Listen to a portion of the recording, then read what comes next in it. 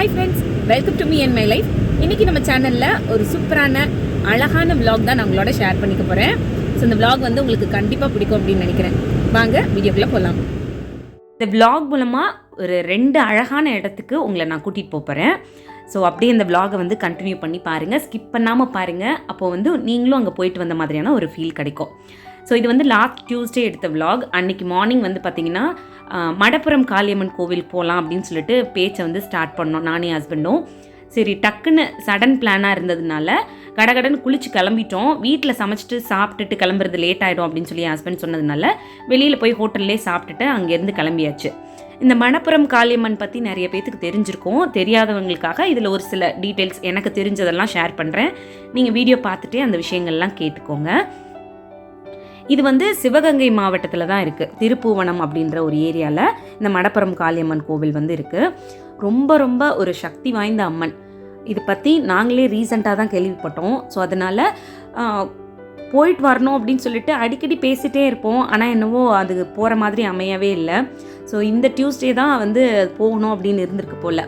So அதனால் அப்படியே அன்றைக்கி கிளம்பி போயாச்சு. ஸோ சடன் பிளான் அப்படின்றதுனால என்ன அங்கே போய் வாங்கிட்டு போகிறது, சாமிக்கு என்ன எடுத்துகிட்டு போகிறது அப்படின்ற பெரிய ஐடியா இல்லை. சரி அங்கே போய் தெரிஞ்சவங்க பெரியவங்க கிட்ட கேட்டுக்கலாம் அப்படின்னு சொல்லிட்டு அங்கே போயிருந்தோம். அங்கே கோயில் வாசல்லே வந்து நிறைய இந்த மாதிரி கடைகள்லாம் வந்து வச்சுருந்தாங்க. கோவிலுக்கு தேவையானது, நம்ம பூஜைக்கு தேவையான ஐட்டம்ஸ்லாம் வாங்கிக்கிற மாதிரி நிறைய கடைகள் இருந்துச்சு. ஸோ இந்த அக்கா கடை பக்கத்தில் தான் நாங்கள் வந்து காரை பார்க் பண்ணிவிட்டு அவங்களுக்கு கொஞ்சம் பார்த்துக்கோங்க அப்படின்னு சொல்லிட்டு அங்கேருந்து தான் பூஜைக்கு தேவையானது வந்து வாங்கிட்டு போகலாம் அப்படின்னு சொல்லிட்டு என்ன வாங்கலான்னு சொல்லி கேட்டோம். அந்த அக்கா வந்து 2-3 விஷயங்கள் சொன்னாங்க. இந்த மாதிரி அரளிப்பூ போடலாம், இந்த மாலை வாங்கிட்டு போகலாம் அப்படின்னு சொன்னாங்க. பட் எனக்கு என்னவோ வந்து எலுமிச்சம்பழம் மாலை வாங்கிட்டு போகணுன்னு தோணுச்சு.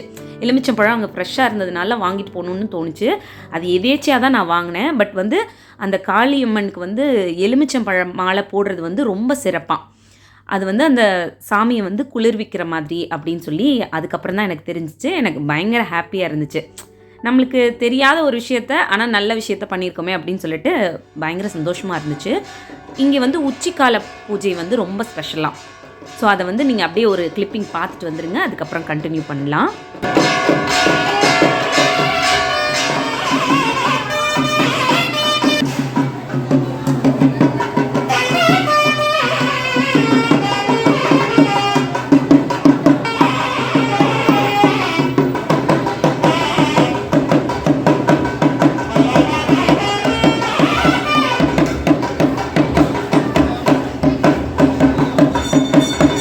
இப்போ நீங்கள் பார்த்தீங்க இல்லையா, இது வந்து இங்கே பகல் 12 மணிக்கு நடக்கக்கூடிய உச்சிக்கால பூஜை. இப்போ நீங்கள் பார்த்துட்ருக்கிறது தான் அந்த மடப்புரம் காளியம்மன். அவங்களுக்கு தான் பூஜைகள் வந்து நடந்துட்டுருக்கு. ஸோ இந்த காளியம்மன் பார்த்தீங்கன்னா ரொம்ப உக்கிரமான அம்மன் தான். ஆனாலும் தன்னை தேடி வரக்கூடிய பக்தர்கள் இருக்காங்க இல்லையா, அவங்கள வந்து தன்னோட குழந்தை மாதிரி நினச்சி அவங்களுக்கு வேண்டிய வரங்களை கொடுக்கக்கூடிய ஒரு அம்மனாக இருக்காங்க அவங்க. ஸோ அவங்கக்கிட்ட வந்து நம்ம என்ன வேணுமோ அதை மனமுருகி வேண்டிக்கிட்டோம் அப்படின்னா அது சீக்கிரமே நடக்கும் அப்படின்றது வந்து ஐதீகம்.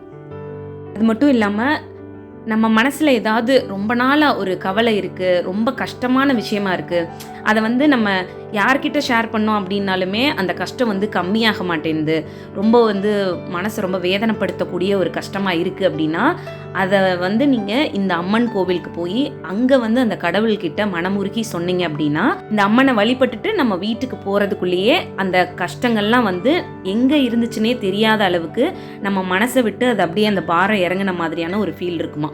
அந்த அளவுக்கு ஒரு சக்தி வாய்ந்த அம்மன் தான் இந்த மடப்புரம் காளியம்மன். இங்கே வந்து செவ்வாய்க்கிழமை வெள்ளிக்கிழமை போகிறது ரொம்ப சிறப்பு அப்படின்னு சொன்னாங்க. ஸோ ரொம்ப சந்தோஷமாக மனநிறைவாக அங்கே சாமி கும்பிட்டுட்டு அங்கேருந்து அப்படியே கிளம்பணும். வழியில் தான் கீழடி மியூசியம் இருக்குது. ஸோ அங்கே போய் பார்த்துட்டு போகலாமே அப்படின்னு சொல்லிட்டு அங்கே தான் போயிருந்தோம். ஸோ அங்கே எடுத்த கிளிப்பிங்ஸ் தான் இப்போ நீங்கள் பார்க்க போகிறது எல்லாமே. வந்து பார்த்தீங்கன்னா திருப்புவனத்துலேருந்து ரிட்டர்ன் ஆகிற வழியில் தான் இருந்துச்சு. ரொம்ப நாளாக பார்க்கணும் அப்படின்னு நினச்சிட்டு இருந்ததுனால இந்த தடவை வாய்ப்பு கிடைக்கும் போது யூஸ் பண்ணிக்கலாமேன்னு சொல்லிட்டு அங்கே போயிட்டோம். நாங்கள் போனது பார்த்தீங்கன்னா ஆஃப்டர்நூன் டைம், சரியான வெயிலுங்க, முடியவே இல்லை. சரி முடிஞ்ச அளவுக்கு உள்ளே போய் எவ்வளோ தூரம் பார்க்க முடியுமோ பார்த்துட்டு வந்துடலாம் அப்படின்னு சொல்லிட்டு தான் கிளம்புனோம். ஸோ அதோட வெளிப்பகுதி தான் நீங்கள் இப்போ பார்த்துட்ருக்குது.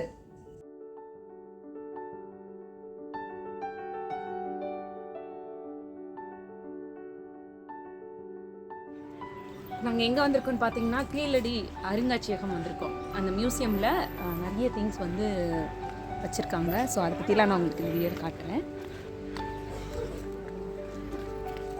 2500 வருஷத்துக்கு முன்னாடி நம்மளோட தமிழர்கள் வந்து இங்கே வாழ்ந்திருக்காங்க. அவங்க வந்து என்ன மாதிரியான வாழ்க்கை முறையில் இருந்திருக்காங்க, அவங்களோட தொழில் என்ன, அவங்களோட பொழுதுபோக்கு என்ன அப்படின்றதெல்லாம் தெரிஞ்சுக்கிற விதமாக அவங்க அப்போ யூஸ் பண்ண பொருட்கள் எல்லாத்தையுமே நம்மளோட பார்வைக்காக அங்கே மியூசியமில் வச்சுருக்காங்க. இந்த மியூசியம் பார்த்தீங்கன்னா நம்ம காரைக்குடி வீடுகள்லாம் இருக்கும்ல, அந்த மாதிரி ஸ்டைலில் வந்து கட்டியிருக்காங்க. பார்க்குறதுக்கே ரொம்ப அழகாக இருந்துச்சு. நம்ம உள்ளே போகிறதுக்கு முன்னாடி இந்த மாதிரி வெளியில் ஒரு நோட் வச்சுருக்காங்க. அதில் நம்ம டீட்டெயில்ஸ்லாம் என்ட்ரு பண்ணதுக்கப்புறம் தான் உள்ளே அலோவ் பண்ணுவாங்க. உள்ளே போனதுமே பார்த்திங்கன்னா இந்த மாதிரி நிறைய போர்டெல்லாம் வந்து வச்சுருக்காங்க. அதில் வந்து அவங்களோட அந்த வாழ்க்கை முறைகள் பற்றின டீட்டெயில்ஸ் எல்லாம் வந்து ஒவ்வொன்றா நிறைய இடங்களில் வந்து ப்ளேஸ் பண்ணியிருக்காங்க. நம்ம பொறுமையாக நின்று ஒன்றொன்றையும் பார்க்கலாம். என்ன மாதிரியான அவங்களோட லைஃப் ஸ்டைல் இருந்தது, அவங்க எப்படிலாம் வாழ்ந்திருக்காங்க, இந்த கீழடி அகழ்வாராய்ச்சி வந்து எப்படி பண்ணாங்க, அதுக்கு என்ன மாதிரியான டூல்ஸ் எல்லாம் யூஸ் பண்ணியிருக்காங்க அப்படின்றத பற்றி நிறைய டீட்டெயில்ஸ் எல்லாம் வந்து அங்கே போட்டிருந்தாங்க.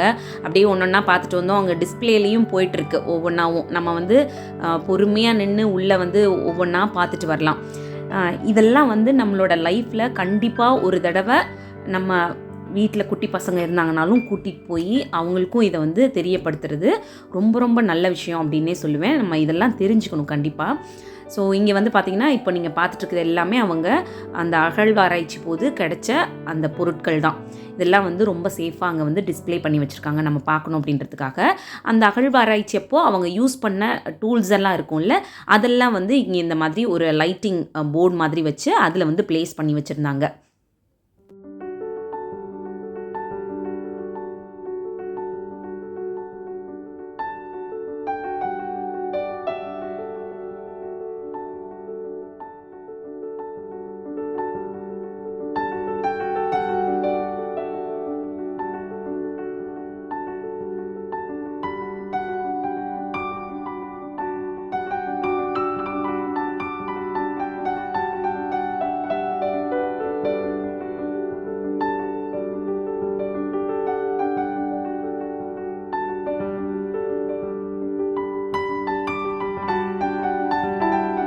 இது வந்து பார்த்திங்கன்னா அந்த கீழடி மியூசியமோட உள்பகுதி தான்.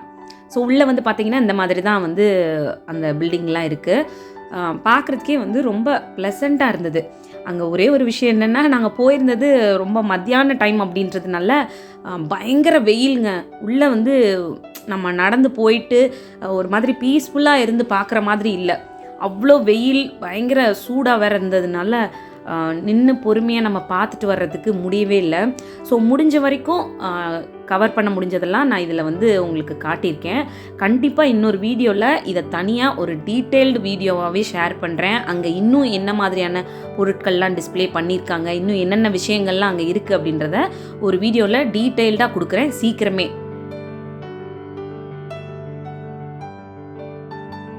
உங்கள் ஃபேமிலியோடு போகிறீங்க அப்படின்னா கொஞ்சம் முன்னாடியோ இல்லை அந்த வெயில் கொஞ்சம் கம்மியாகிற டைமோ பார்த்து அங்கே போகிறது வந்து பெஸ்ட் அப்படின்னே சொல்லுவேன்.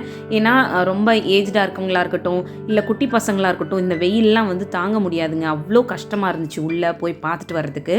பட் பார்க்குறதுக்கு நிறைய விஷயங்கள் அங்கே இருக்குது. அதெல்லாம் வந்து கண்டிப்பாக இன்னொரு நாள் போய் பொறுமையாக இருந்து பார்க்கணும் அப்படின்னு நான் வந்து நினச்சிருக்கேன்.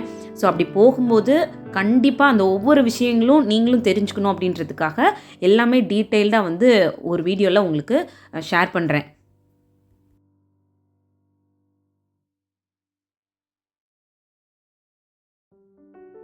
இதெல்லாம் பார்த்திங்கன்னா அப்போ இருந்த மக்கள் யூஸ் பண்ண அந்த மண் பானைகள், இதெல்லாம் அவங்க எப்படி ரெடி பண்ணாங்க அப்படின்றத பற்றின டீட்டெயில்ஸ் எல்லாம் வந்து பக்கத்தில் ஒரு டிஸ்பிளேயில் வந்து அங்கே போயிட்டே இருக்கும்.